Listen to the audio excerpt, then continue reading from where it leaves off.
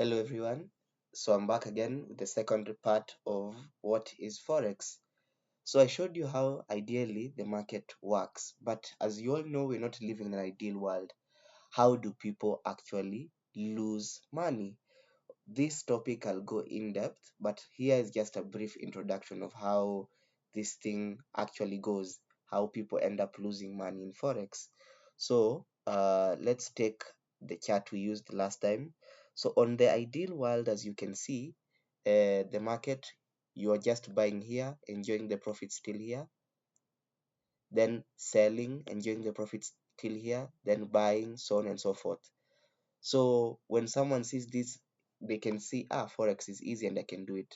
So let's clear this chart and show you the opposite.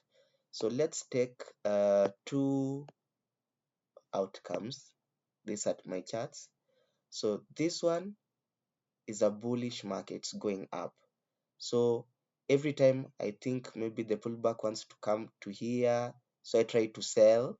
So this one's a sell. I end up losing.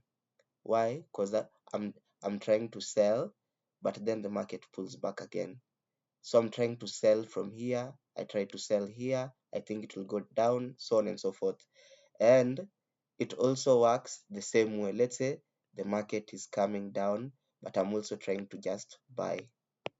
So the same way I could make money, it's the same way I lose money. So it's not gambling, it's something that works if you have taken your time to learn. And for more information, as always, I'll keep repeating, just reach out. Thanks.